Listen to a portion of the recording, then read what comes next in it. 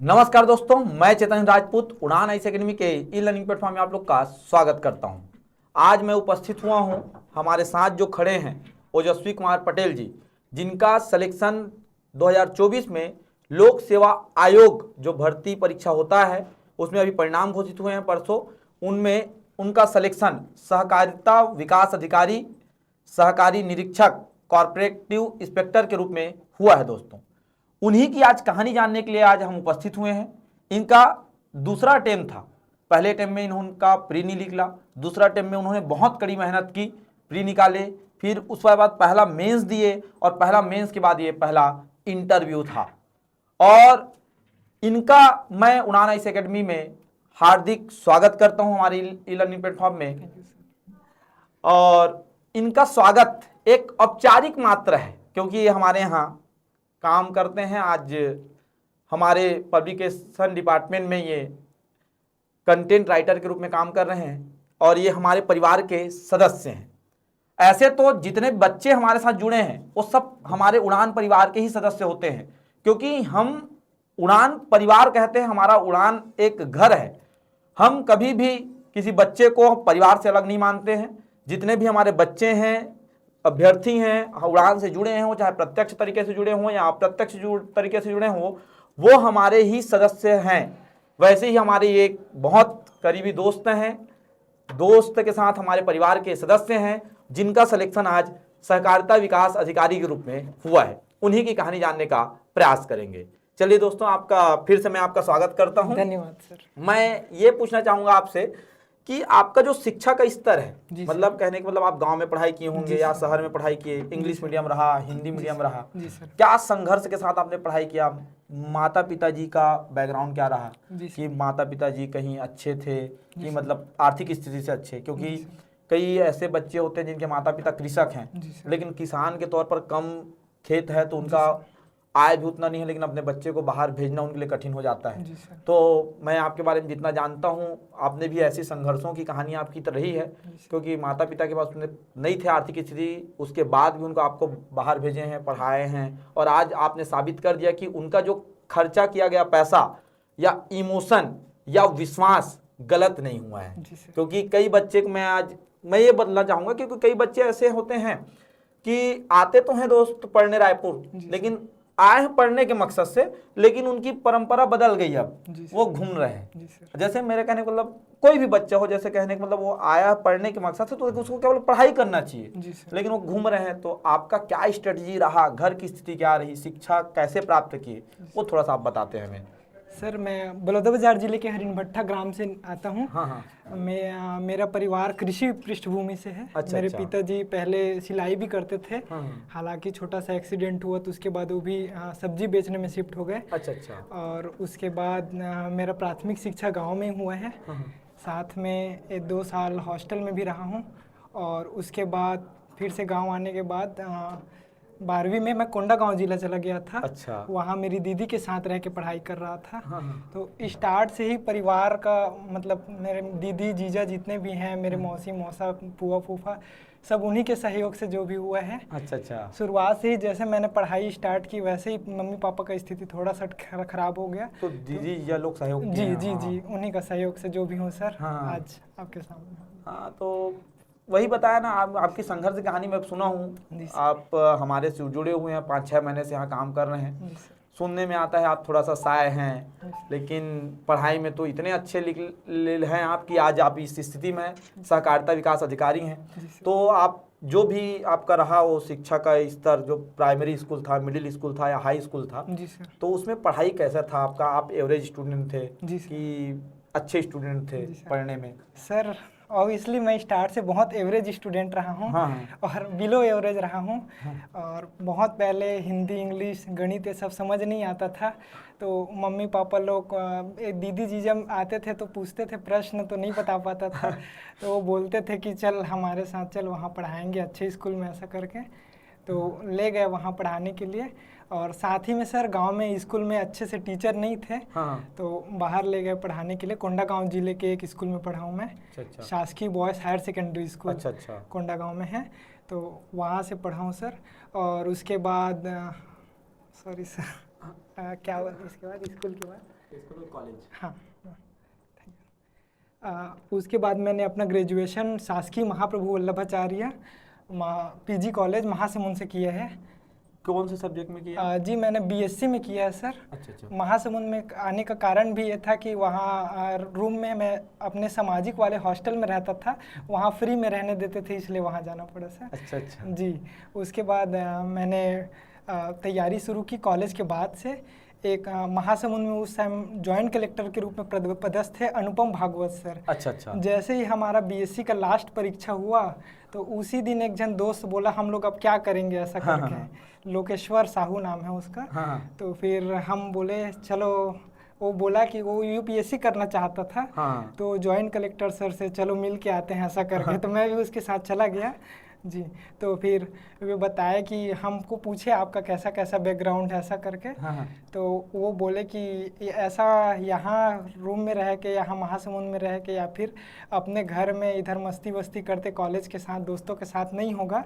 पढ़ना है तो अच्छा से डेडिकेटेड तैयारी करो ऐसा करके। तो उन्हीं की प्रेरणा से हम स्टार्ट किए। कुछ दोस्त थे जो वहाँ सरकारी वाला नवकिरण अकादमी महासमुंद में चल रहा था कलेक्टर मत से, उसमें 2-4 मंथ गया। अच्छा जी। उसके बाद मैंने वहीं से मेरा बीजारोपण हुआ है सर तैयारी का जी। फिर उसके बाद आप रायपुर से? जी। उसके बाद मैंने बिलासपुर गया। बिलासपुर में तैयारी की 1-1.5 साल। उसके बाद प्रीलिम्स दिया, उसमें तैयारी थोड़ी कम रह गई थी जी, 2-3 नंबर से चूक गया था। तो उसके बाद मैं वहाँ किसी को मतलब वहाँ सब लोग पूछते थे कि क्या हुआ, क्योंकि पहले से सोचते थे कि इसका तो हो ही जाएगा ऐसा करके। तो फिर उस टाइम नहीं हुआ तो बहुत शर्म लगता था, मतलब उन लोगों को फेस नहीं कर पाता था। अब आपके ऊपर कोई उम्मीद रखें और खरा ना उतरे तो अपने से अच्छा नहीं लगता। ठीक बोल रहे हो। इसके लिए मैं रायपुर आ गया। रायपुर भी आने का कारण ये था कि यहाँ मैं अपने सामाजिक वाले हॉस्टल में रहता हूँ। अच्छा। वहाँ बहुत कम फीस में रहने देते हैं जी। तो इसलिए यहाँ रायपुर आ गया। यहाँ से नालंदा लाइब्रेरी ज्वाइन की। अच्छा। और जी उसके बाद मैं उड़ान परिवार से भी जुड़ा। यहाँ के सपोर्ट से मेरा प्रीलिम्स निकला, मेंस निकला और अभी 149 रैंक प्राप्त हुआ है सर मुझे। अच्छा। अब आपका जो संघर्ष रहा है, मैं आप बता रहे हैं आर्थिक तंगी की वजह से आपने बहुत संघर्ष किया है। आप वो जगह ढूंढते थे जहाँ फ्री में काम चल जाए। जी सर। तो फ्री में जब काम चल जाए वैसे जगह जाओगे तो आपके लायक वो जगह नहीं होता है। लेकिन आपको क्या करना पड़ता है? मैनेज करना पड़ता है। आपने भी वो मैनेज किया होगा, क्योंकि मैं खुद जानता हूँ कि भैया अगर आपकी इच्छा की चीज नहीं है, वो मतलब आप मजबूरी में कर रहे हैं तो आपको कुछ ना कुछ परेशानी तो करना ही पड़ेगा। हो सकता है आपको नहाने में दिक्कत हो, पढ़ने में दिक्कत हो, कभी पंखा नहीं चल रहा है, किसको बोलोगे? क्योंकि वो तो फ्री में किए हैं आप। जी सर। तो आपकी संघर्ष इसमें मानना पड़ेगा बहुत वो रहा। और मैं कल तक, जब तक आपका पद अलॉट नहीं किया गया था, पोस्ट नहीं आया था, तो आप कल मुझसे बोला गया कि आप सब मिल लो ओजस्वी से। मैं बोला सर देखो अब अभी वो खुद दुखी है, 149 रैंक आया, आप खुद ने बताया। तो आप बैलेंस मतलब ऐसे थे, बॉर्डर में थे, होगा नहीं होगा, होगा नहीं होगा, मतलब अभी रहने दो, पद निकलने दो, जो भी होगा हम शाम में देखेंगे। मुझे बोला गया तो मैं बोला जब शाम में देखें, जो भी होना होगा, लेकिन शाम तक रिजल्ट आते आते खुशखबरी आ ही गई। भले देखो क्या होता है, हमने पहली बार तैयारी की, कुछ तो हासिल किया, मतलब कुछ तो है हमारे अंदर। अब आप निरंतरता बनाए रखेंगे तो इससे आगे भी जाएंगे सर। सबका इस लक्ष्य में होता है क्या? डीसी बनना। जी सर। तो आप इस सफलता का श्रेय जो आप आज सहकारिता विकास अधिकारी पद पर हैं, सहकारी निरीक्षक जिसको बोलते हैं, तो इस सफलता का श्रेय किस को देना चाहेंगे आप? सर मैं मानता हूं कि कोई भी सफलता इकलौती नहीं होती, वैसे ही साथ में कोई भी संघर्ष भी इकलौता नहीं होता है। हम जो भी करते हैं उसमें बहुत सारे लोगों का शुरुआत से लेकर अभी तक योगदान होता है। आप अपने मम्मी पापा से लेकर स्कूल टीचर, कॉलेज टीचर, उसके बाद आप जहाँ से तैयारी करते हैं कोचिंग के टीचर, आपके सहपाठी, आपके कलीग्स, आप जहाँ काम करते हैं दोस्तों से मिलते जुलते हैं, और अपने समाज परिवार, ऐसे काफ़ी सारे लोगों का। चूँकि मैं सामाजिक भवन में भी रहा हूँ तो उनका भी बहुत ज़्यादा श्रेय है सर। मुझे रहने के लिए कमरा दिए, वहाँ रहता था मैं, तभी यहाँ तक तैयारी भी कर पाया हूँ। और सर मैं सबसे ज़्यादा श्रेय तो मेरे पूरे परिवार के एक एक सदस्य को है सर। मेरे को बहुत ज़्यादा सपोर्ट किए हैं और साथ में मेरे गुरुजन जिन्होंने अभी तक साथ नहीं छोड़ा है। कोचिंग कंप्लीट हो गया है, पढ़ाई भी अभी कंप्लीट हो गया है। अभी मेरे को बताना चाहिए था, उन लोग खुद कॉल करके बधाई देना। ठीक बोला आपने। आपसे बात हुई है कैमरे के पीछे, तो आप बताया आप लोग 6 बहन और एक भाई हैं। आप 5 बहन और 5 भाई और एक बहन है। तो 5 बहन के साथ आप 6वें नंबर के हैं। 5 बहन की जवाबदारी, ठीक है, पापा की संघर्ष के साथ उनकी अब शादी हो गई भी बताया आप। तो उसके बाद आपको कुछ करने का ललक आपको आज इस पद पर लाया है। और आज उड़ान परिवार और मैं सब गर्वान्वित महसूस कर रहे हैं कि आप इस पद पर हैं, क्योंकि हम चाहते हैं सर 246 पद तो आए हैं, 246 पद में सबका होना चाहिए, लेकिन हम चाहते हैं कि अपने का हो तो ज्यादा बेहतर है। जैसे हमारे से जुड़े हैं सबका हो। देखो भाई सब तैयारी कर रहे हैं, किसी का आपका लगा है, हो सकता है आपके 150 रैंक जो आया होगा उनका नहीं लगा होगा, उनको भी दुख तो है। हम सब के लिए चाहते हैं, आपका भी हम भला चाहते हैं। और दुनिया में जो भी तैयारी कर रहे हैं, अगर वो ईमानदारी के साथ तैयारी करेगा ना सर, तो उनका लगेगा ही लगेगा। जैसे आज इसका आप मिसाल हैं, जैसे आपने समझा कि मेरे दीदी जीजा ने मेरे ऊपर कितना इन्वेस्ट किया है और मैं उनका आउटपुट दूं, तब कुछ महत्व है सर। अब नहीं ना कहीं मैं आपको 2000 दिए, 4000 दिए, वो कैसे दिए वो जानते हैं ना। हमारे लिए तो 2000 है वो। जैसे मम्मी मुझे 2000 गाँव भेज दी, कहाँ से दी है वो? क्योंकि आप बताए पापा सिलाई करते थे, एक्सीडेंट हुआ तो आप कृषक भी थे, उसके बाद वो सब्जी बेचने लग गए। सब्जी में कितना मेहनत लगता है भाई, सुबह से उठो, मंडी जाओ, लाओ, बेचो, फिर गांव गली बेचो, मतलब इतने मेहनत के बाद आपको पैसा देना, तो उसके पैसे का आपने महत्व समझा है। तो आपका जो मार्गदर्शन रहा है, तो वहाँ कहाँ से प्रारंभ हुआ? मतलब कहने का मतलब ये मार्गदर्शन, आपकी प्रेरणा तो आप बताया ज्वाइंट कलेक्टर साहब ने दिया है। उसके बाद आपका अगर बात करते हैं तो मार्गदर्शन के रूप में क्या ऐसा था आपके पास, एक तो की पॉइंट कैसा था कि मुझे अब करना ही है? जी सर, हमारा घर का जो पृष्ठभूमि है, हमारे खानदान में मैं इकलौता ग्रेजुएट हूँ। अच्छा। किस सब्जेक्ट में हैं आप? मैं BSc बायो से किया हूँ सर। तो पहले से दीदी लोग पढ़ना चाहते थे, 1-2 दीदी लोग, लेकिन उनका सामाजिक दबाव के कारण शादी भी कर दिए। और ये था कि मेरी एक दीदी है, दुर्गा दीदी, उनका नाम लेना चाहूँगा, स्पेशली मुझे बहुत मार मार के पढ़ाती थी। वो आज भी इसी की वजह से आप यहाँ हैं सर। जी सर। उनका सपना था कि मैं हमारे खानदान में सबसे ज़्यादा मैं पढ़ूँ। और वो मुझे बहुत प्यार करती हैं अभी भी सर। तो वही बोलते थे कि आपको पढ़ना है, आपको जॉब लगना है, हमारे घर का स्थिति सुधारना है, मम्मी पापा लोग का स्थिति सुधारना है, और हम लोग का शादी होगा तो मम्मी पापा लोग बूढ़े हो गएंगे, अभी 60+ हो गए हैं। तो फिर उनके लिए कोई नहीं है, तो एकलौता तुम ही सहारे हो, और हमारे 10 सभी बच्चों के और सभी दीदी जीजा के भी आप ही सहारे हो। ये मेरा जो कोर परिवार है वही मेरा सबसे बड़ा मोटिवेशन था सर। जी, उन्होंने स्टार्ट करवाया, उन्होंने ही अभी तक साथ दे रहे हैं। अच्छा, ठीक। क्योंकि समाज में तो चल ही रहा है कि लड़की अगर थोड़ी बड़ी हो गई, 25 साल का शादी करो। जी सर। आज लड़कियों को लोग कई ऐसे हैं कि शादी करो यार, अब आप घर वाला नहीं करना चाह रहा है तो बाहर वाले बोलने लग जाते हैं।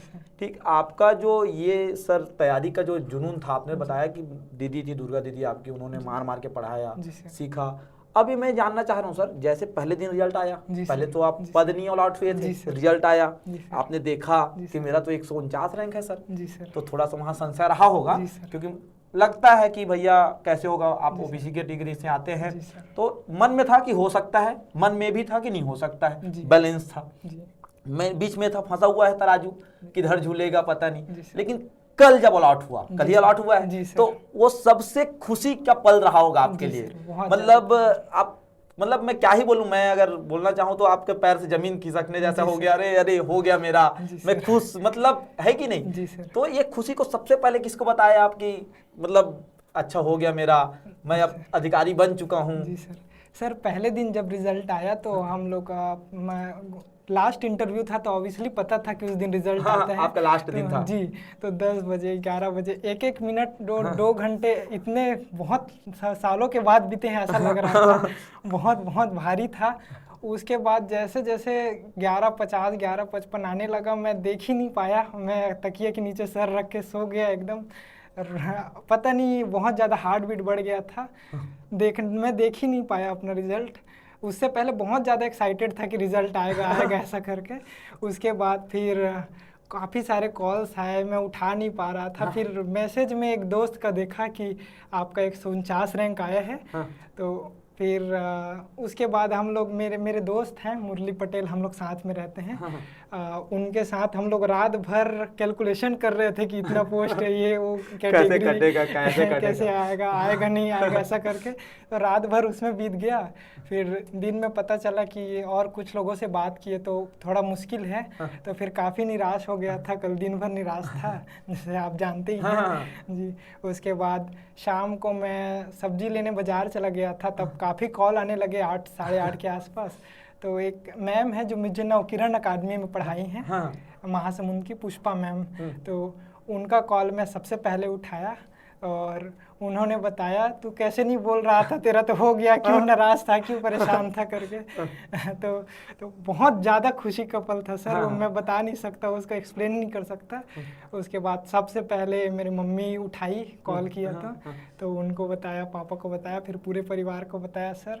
उसके बाद तो कॉल की झड़ी ही लग गई। फिर गाँव वाले में पूरा लग गया होंगे। गाँव में बहुत उत्साह सर, संभवतः मैं अपने गाँव का पहला लोक सेवा अधिकारी हूँ जी। मतलब बड़ी उपलब्धि है, हो सकता है आपके वो क्षेत्र में आप पहले अधिकारी होंगे। और सर काफी पटाखे जले, ऐसा सुनाई में दिया।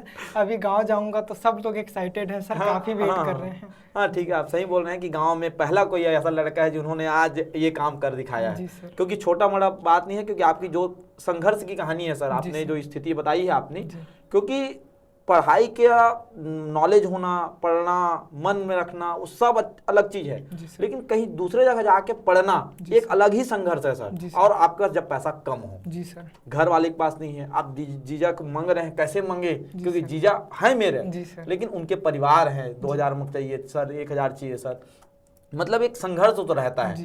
मैं इसमें दो मत की बात नहीं है। और आज इस संघर्ष की वजह से आप यहाँ हैं। आज आपके दीदी, जीजा, आपके सभी परिवार को मैं हार्दिक बधाई दूंगा कि आपके साथ दिए इतना, और आपका कुछ करने का ललक था सर, जो आप आज यहाँ पाए हैं। तो मैं ये जानना चाहूंगा, कोई अगर बच्चा अगर अभी तैयारी कर रहे हैं, या वो फ्रेशर हो, जो अभी फ्रेशर ही कहेंगे सर, अब जो अनुभवी हैं वो तो कर ही रहे हैं अच्छे से, उनको बहुत अनुभव हो गया।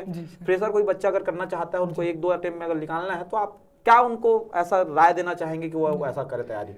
सर मैं सबसे ज़्यादा मानता हूँ कि एक तैयारी के लिए एक गाइडेंस बहुत ज़्यादा ज़रूरी होता है। हम कई लोग बोलते हैं कि नहीं ज़रूरी नहीं है, अकेले से निकाल सकते हैं, बट आप अगर कहीं से गाइडेंस ले लेते हैं, कोचिंग ले लेते हैं, या फिर किसी सर से जुड़ जाते हैं, या फिर कोई अनुभवी पहले से सेलेक्टेड है उनसे जुड़ जाते हैं, तो चीज़ें बहुत आसान हो जाती हैं सर। आपको छोटी छोटी चीज़ों के लिए खोजना नहीं पड़ता है, वो बना बुनाया दे देते हैं उसको। बना बुनाया खीर को खाइए, ऐसा है। तो फिर मैं तो यही बोलना चाहूँगा, जिन लोग फ्रेशर हैं किसी ऐसे लोगों को तलाशें या किसी ऐसे टीचर से जुड़ें जो कम से कम आपको एक प्राइमरी गाइडेंस दे सकें। उसके बाद उनसे जुड़िए, वे आपको बताएंगे। और जिन लोग तैयारी कर रहे हैं और पहले से कुछ कारणों से उनका नहीं निकल पाया है, वो अपनी व्यापम, CGPSC या फिर जीवन में कोई भी एग्ज़ाम दिलाए हैं, उनकी गलतियों को समझने की कोशिश करें। आप क्या गलती किए हैं, उसके बाद उसको अभी के स्तर में जांचें कि मैंने कितना इम्प्रूव किया है। क्वेश्चंस लगाएं और बुक्स को पढ़ें, आप किस सब्जेक्ट में लैग कर रहे हैं उसको जानें। उसके बाद आगे पढ़ेंगे। आई एम श्योर सर, पक्का सबका होगा। निरंतरता बनाए रखना पड़ेगा, थोड़ा धैर्य, निरंतरता बनाए रखेंगे। और आपको क्या लगता है, क्या कोई व्यक्ति बिना कोचिंग या कोचिंग, मैं अपना नॉलेज बताता हूँ कि बिना कोचिंग के भी एग्जाम निकलते हैं, नहीं निकलते हैं, मैं इसमें दो मत की बात नहीं है, लेकिन बिना कोचिंग के एग्जाम निकालना है आपको तो थोड़ा समय ज्यादा लगेगा सर, क्योंकि आपके पास बहुत सारे ऐसे विषय हैं जिसको आपको नहीं पढ़ना है, उसको भी आपको पढ़ना पड़ेगा। आप नॉलेज तो रखते हैं, तो ऐसा नॉलेज नहीं मांगता ना, PSC हो या कोई भी एग्जाम।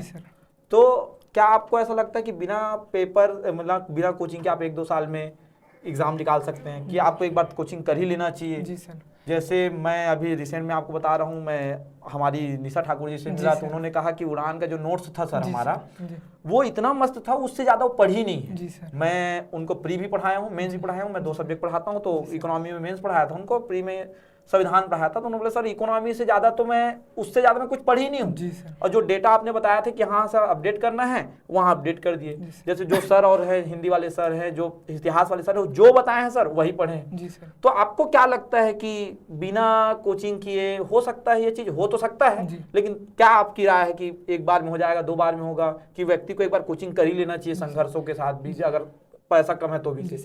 संभव तो है सर, क्योंकि कई लोग निकालते हैं, बट मैं ये कहना चाहूँगा, इसमें ऐड करना चाहूँगा कि आप डायरेक्शन लेस जाते हैं जब आप कोचिंग नहीं किए रहते हैं या फिर किसी टीचर से नहीं जुड़े रहते हैं।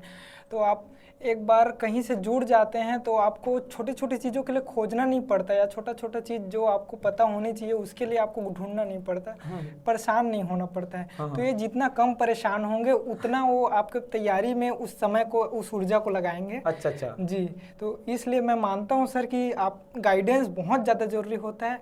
आप किसी कोचिंग से या किसी टीचर से ज़रूर जुड़ें अगर संभव है तो। और मैं खुद सर कर्ज लेके कोचिंग किया हूँ जी, तो अगर नहीं संभव है, आपके ऊपर पूरा आत्मविश्वास है, आपकी मेहनत ऊपर भरोसा है, तो बिल्कुल चारवाक एक दार्शनिक आते हैं, हम लोग दर्शन में पढ़ते हैं, तो जब तक जियो खुल के जियो, चाहे कर्जा लेके घी पियो। हाँ, कर्ज लो और घी पियो, होगा जिंदगी कुछ बेहतर। तो आप अगर करना चाहते हैं, आप जल्दी से जल्दी करना चाहते हैं और प्रिसाइज तैयारी करना चाहते हैं, तो आप बिल्कुल कोशिश कीजिए कि कहीं से जुड़ जाइए। हाँ सही बोल रहे हो आप, क्योंकि एक बार आप तैयारी में मतलब पहले से तैयारी कर लिए हैं तो आपको उसी चीज को रिवीजन करना है। आपको दूसरा कुछ पढ़ने की आवश्यकता ज्यादा नहीं पड़ेगी। पका पकाया खाना मिला है आपको और उसी को खाना है, और आप पका के खाना चाहोगे तो थोड़ा समय ज्यादा लगेगा, निकल तो उससे भी सकता है। तो आप ये कहना चाहते हैं कि जो तैयारी कर रहे हैं, तो अभी जो प्री देने वाला है सर, अभी आने वाला है, अभी 26 नवंबर को आप देखेंगे, फिर नोटिफिकेशन आएगा, आप भी डालेंगे, आपको आगे भी बढ़ना है। तो उसमें अभी जो नए अभ्यर्थी हैं उनको क्या रणनीति रखनी चाहिए, क्या ऐसा पढ़ना चाहिए कि ये प्री उनका निकल जाए? जी सर, अभ्यर्थी सर मैं मोटे मोटे दो तौर पे बांटना चाहूँगा। एक वे जो प्रीलिम्स दे चुके हैं, एक वे जो प्रीलिम्स नहीं दिए हैं, जो एकदम फ्रेश जी। जो प्रीलिम्स दिए हैं उनके लिए 2 मंथ समय है। मैं खुद भी सर पिछले साल 26 नवंबर को नोटिफिकेशन आया था और मैं 27 नवंबर को 4-5 एग्जाम जो भी व्यापम के दिए थे और प्रीलिम्स के एग्जाम उसी डेट में उसको बना के देखा, और मैं सोचा कि मैं किस स्थिति में हूँ, अभी के डेट में एग्जाम को दे रहा हूँ तो निकाल पा रहा हूँ कि नहीं। उससे मेरे को चीज़ें पता चली कि मेरा तो मैथ्स वीक है, मेरा तो साइंस वीक है, हालांकि साइंस वाला हूँ मेरा तो इंग्लिश वीक है, और कुछ चीज़ें और थी। और मैं उस टाइम सोचा कि आज के डेट में अगर मैं मेंस देता हूँ तो कैसा करूँगा, ऐसा करके 2-3 क्वेश्चन उसी रात को लिख के देखा, मैं 2 बजे तक लिखते रहा था। अच्छा। जी, तो उसके बाद मुझे समझ आया कि नहीं, बहुत काम का ज़रूरत है। उसके बाद मेरे से ऑब्वियसली संविधान, इतिहास के चीज़ पिछले साल से ही अच्छे बनते थे। अच्छा। तो उसमें मैंने कम मेहनत किया। छत्तीसगढ़ को देखा, छत्तीसगढ़ में मेरे काफ़ी क्वेश्चन जान तो रहा था, लेकिन वो कंफर्म नहीं होने के कारण गलत हो जा रहे थे। तो उसको और अच्छे से प्रिसाइज तैयार किया और सिर्फ उन चीज़ों पे ज़्यादा मेहनत किया जो मेरे कमज़ोर थे। अच्छा। जी, ऐसा कर सकते हैं। और जो फ्रेशर हैं उन लोग मैं ये बोलूँगा कि कम से कम दिसंबर तक मेंस को लेके भी साथ में चलें। क्योंकि मेंस इज़ अ की ऑफ सक्सेस। आप प्रीलिम्स निकाल लेंगे, हम देखते हैं कई लोग को हमारे साथ 9-9, 10-10 भी मेंस दिए रहते हैं, संवेदनाएं मेरी उनके साथ हैं। लेकिन इसका कारण ये है कि प्रीलिम्स बहुत पढ़ते हैं, फैक्ट बहुत याद रहते हैं, मेंस की नॉलेज नहीं रह मतलब सब्जेक्टिव अगर आता है तो हम लिख नहीं पाते, क्योंकि अब मेंस जैसा आ रहा है तुरंत सोच के बनाना पड़ता है ज़्यादातर क्वेश्चंस को, पढ़ा पढ़ाया बहुत कम आता है। तो आप कोशिश करें कि दिसंबर तक एटलीस्ट जो प्री और मेंस वाले सब्जेक्ट्स हैं उन्हीं को फोकस करें। और सर मेरा तो प्रीलिम्स और मेंस का अलग अलग से कोई नोट्स नहीं था, ना ही मैंने बहुत ज़्यादा नोट्स बनाए थे, ज़्यादातर बुक्स ही थे। अच्छा। और कुछ क्लासेस थी यूट्यूब में, यहाँ उड़ान से रवि सर की क्लासेस में, मेरे मैथ्स वीक था तो रवि सर की क्लासेस खूब देखता था यूट्यूब से। रवि सर का तो मैथ्स देखे होंगे सर, मतलब बेसिक से एडवांस, मतलब जो जीरो से अगर स्टार्ट करना चाह रहा है मैथ्स तो एक बार रवि सर से पढ़ लो। 8 या 9 फरवरी को प्रीलिम्स था और मैं 7 से 8 तक 2 दिन सिर्फ रवि सर का वीडियो मैथ्स देखा हूँ सर। उससे पहले जो भी जीएस हो गया था हो गया। बता, रवि सर का मैथ्स तो फिर अल्टीमेट है सर। और सुधीर सर का हिंदी क्लासेस काफी हेल्प हुई।